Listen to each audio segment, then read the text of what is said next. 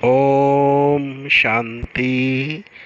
आज तारीख है 2 अप्रैल 2021। अभी सुनेंगे प्यारे परमपिता परमात्मा शिव बाबा की विस्तार से मुरली। मीठे बच्चे, ज्ञान सागर बाप आए हैं तुम बच्चों के सन्मुख ज्ञान डांस करने। तुम होशियार सर्विसेबल बनो तो ज्ञान की डांस भी अच्छी हो। प्रश्न: संगम युग पर तुम बच्चे अपने में कौन सी हॉबी आदत डालते हो? उत्तर: याद में रहने की। यही है रूहानी हॉबी। इस हॉबी के साथ साथ तुम्हें दिव्य और अलौकिक कर्म भी करने हैं। तुम हो ब्राह्मण, तुम्हें सबको सच्ची सच्ची कथा जरूर सुनानी है। सर्विस की भी तुम बच्चों में हॉबी होनी चाहिए। गीत है: धीरज धीरज धर मनुआ धीरज धर, तेरे सुख के भरे दिन आए कि आए। ओम शांति। जैसे कोई हॉस्पिटल में बीमार होते तो पेशेंट दुख से छूटने की आश रखते हैं। डॉक्टर से पूछते हैं क्या हाल है, कब यह बीमारी छूटेगी। वह तो सब है हद की बातें, यह है बेहद की बात।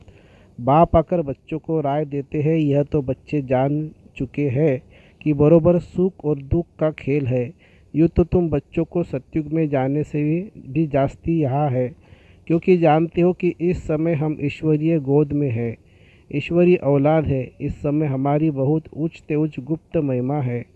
मनुष्य मात्र बाप को शिव, ईश्वर, भगवान भी कहते हैं, परंतु जानते नहीं हैं, बुलाते रहते हैं ड्रामा अनुसार ही ऐसा हुआ है। ज्ञान और अज्ञान दिन और रात गाते आते हैं, परंतु तमोप्रधान बुद्धि ऐसे बन गए हैं जो अपने को तमोप्रधान समझते ही नहीं है। किसकी तकदीर में बाप का वर्षा हो तब तो बुद्धि में बैठ सके। बच्चे जानते हैं कि हम बिल्कुल ही घोर अंधियारे में थे, अब बाप आया है तो कितना सोजरा मिला है। बाप जो नॉलेज समझाते हैं वह कोई भी वेद, शास्त्र, ग्रंथ आदि में नहीं है, वह भी बाप सिद्ध कर बताते हैं। तुम बच्चों को रचता और रचना के आदि मध्य अंत की रोशनी देता हूँ, वह फिर प्रायलोप हो जाती है। मेरे बिगर फिर किसी को ज्ञान न मिले, ज्ञान मिल न सके, फिर यह ज्ञान प्राय लोप हो जाता है। समझ में आता है कि कलयुग पास्ट हुआ, फिर 5000 वर्ष बाद रिपीट होगा। यह है नई बात, यह तो शास्त्रों में है नहीं। बाप तो यह नॉलेज सभी को एक जैसा पढ़ाते हैं, परंतु धारणा में नंबरवार है। कोई अच्छे सर्विसेबल बच्चे आते हैं तो बाबा का डांस भी ऐसा चलता है। डांसिंग गर्ल के आगे देखने वाले बहुत शौकीन होते हैं, तो वह भी खुशी से बहुत अच्छा डांस करती है। थोड़े बैठे होंगे तो कॉमन रीति से थोड़ा डांस करेगी। वाह करने वाले बहुत होंगे तो उनका भी उल्लास बढ़ेगा। तो यहाँ भी ऐसे है। मुरली सब बच्चे सुनते हैं, लेकिन सन्मुख सुनने की बात और है ना। यह भी दिखाते हैं कि कृष्ण डांस करता था। डांस कोई वह नहीं, वास्तव में है ज्ञान की डांस। शिव बाबा खुद बताते हैं कि मैं ज्ञान की डांस करने आता हूँ, मैं ज्ञान का सागर हूँ। तो अच्छी अच्छी पॉइंट्स निकलती है। यह ज्ञान की मुरली, काठ की मुरली नहीं है। पतित पावन बाप आकर सहज राजयोग सिखाएंगे या लकड़ी की मुरली बजाएंगे, ये किसके ख्याल में नहीं होगा कि बाप आकर ऐसे राजयोग सिखाते हैं। अभी तुम जानते हो, बाकी कोई भी मनुष्य मात्र को ये बुद्धि में आ न सके। आने वाले में भी नंबरवार पद पाते हैं। जैसे कल्प पहले किया है वैसे ही पुरुषार्थ करते हैं। तुम जानते हो कि कल्प पहले मुआफिक बाप आते हैं, आकर बच्चों को सब राज खोलकर बताते हैं। कहते हैं कि मैं भी बंधन में बंधा हुआ हूँ, हर एक इस ड्रामा के बंधन में बंधा हुआ है। जो कुछ सतयुग में हुआ था वही फिर होगा। अनेक प्रकार की योनियाँ हैं, सतयुग में इतनी योनियाँ थोड़ी होगी। वहाँ तो थोड़ी वैरायटी होती है, फिर वृद्धि को पाते रहते हैं। जैसे धर्म भी बढ़ते जाते हैं ना। सतयुग में तो थे नहीं, जो सतयुग में थे वह फिर सतयुग में ही देखेंगे। सतयुग में कोई भी चीज़ की गंध करने वाली चीज़ हो न सके। उन देवी देवताओं को कहते ही है भगवान भगवती, और कोई खंड में कभी भी किसी को गॉड गॉडेज कर नहीं सकते। वह देवताएं जरूर हेवन में राज्य करते थे, उनका देखो गायन कितना है। तुम बच्चों को अभी धीरज आ गया है। तुम जानते हो हमारा मर्तबा कितना ऊंच है, वह कम है। हम इतने मार्क्स में पास होंगे। हर एक अपने को समझ तो सकते हैं ना कि फलाना अच्छी सर्विस कर रहा है। हाँ, चलते चलते तूफान भी आ जाते हैं। बाप तो कहते हैं कि बच्चों को कोई भी ग्रहचारी तूफान आदि न आए, माया अच्छे अच्छे बच्चों को भी गिरा देती है।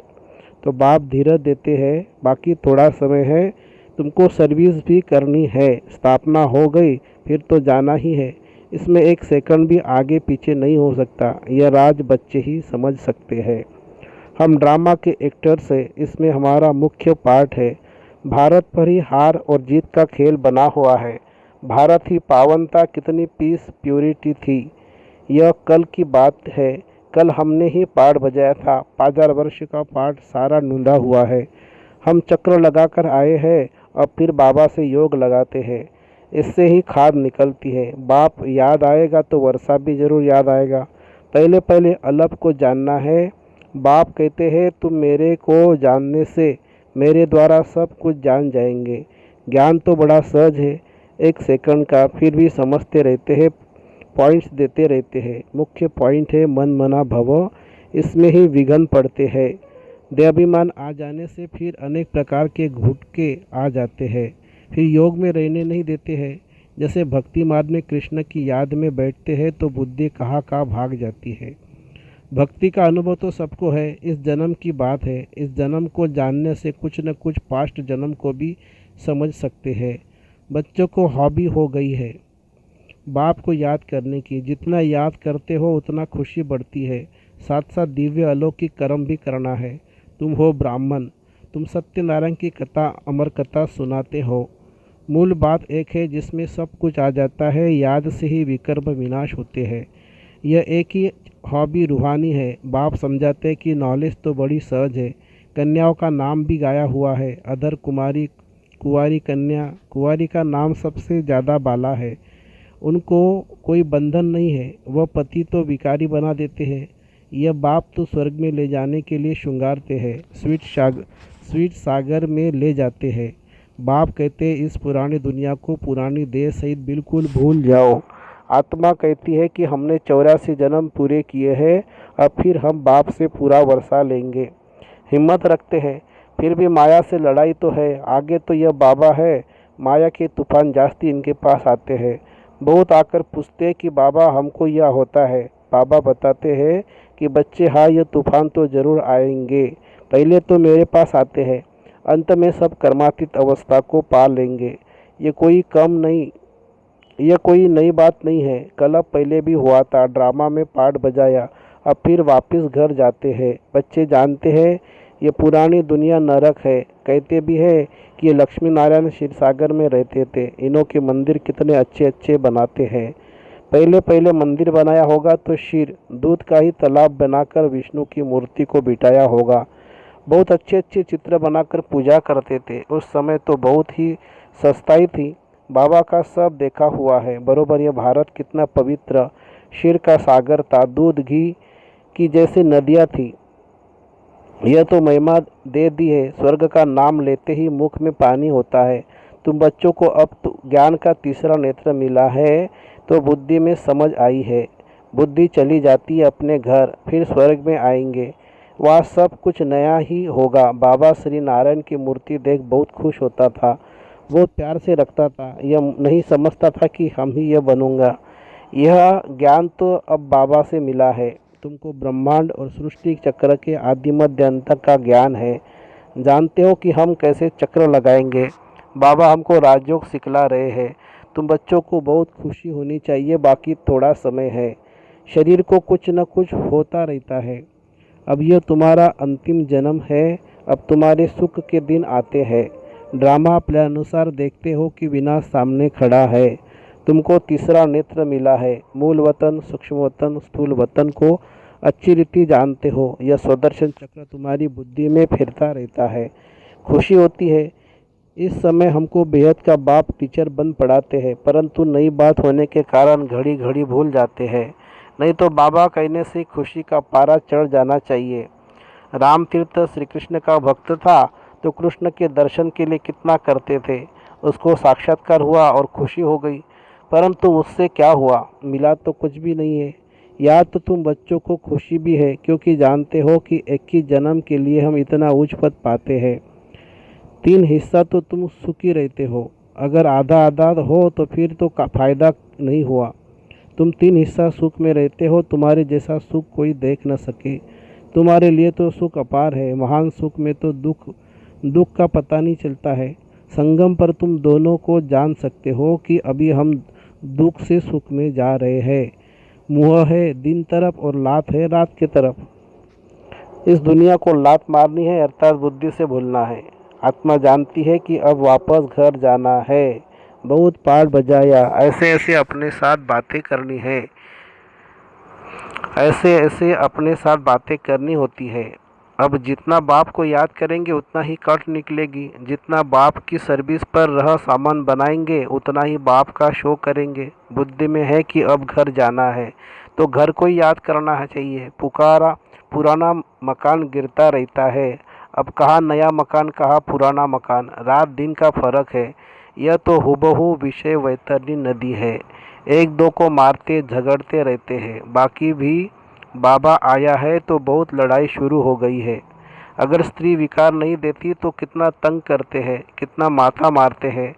कल पहले भी अत्याचार हुए थे, वह अभी की बात गाई जाती है। देखते हो कि कितना पुकारती है।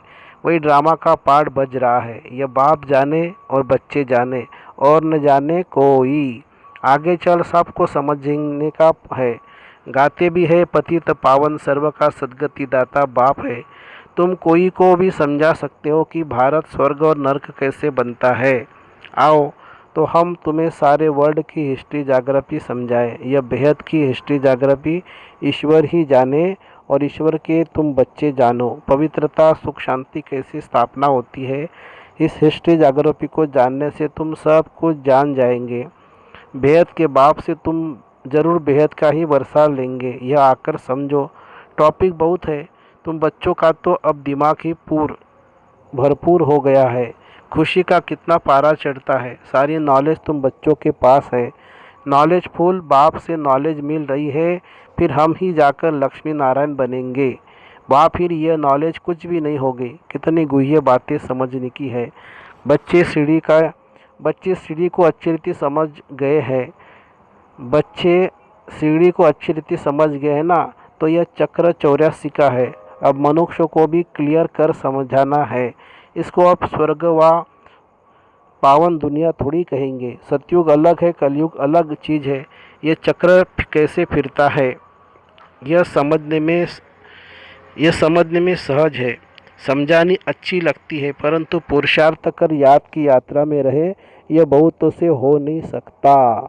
अच्छा, मीठे मीठे सीखी लदे बच्चों प्रति माता पिता बाप दादा का याद प्यार और गुड मॉर्निंग।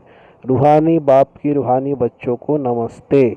हम रूहानी बच्चों की रूहानी माता पिता बाप दादा को याद प्यार गुड मॉर्निंग और नमस्ते बाबा नमस्ते। धारणा के लिए मुख्य सार, इस पुरानी देह और दुनिया को बुद्धि से भूल बाप और घर को याद करना है। सदा खुशी में रहना है कि अभी हमारे सुख के दिन आए कि आए। दूसरी पॉइंट, नॉलेजफुल बाप से जो नॉलेज मिली है उसका सिमरन कर दिमाग को भरपूर रखना है। देहाभिमान में आकर कभी भी किसी प्रकार का गुटखा नहीं खाना है। वरदान, ईश्वरीय भाग्य में लाइट का क्राउन प्राप्त करने वाले सर्व प्राप्ति स्वरूप भव। दुनिया में भाग्य की निशानी राजाई होती है और राजाई की निशानी ताज होता है।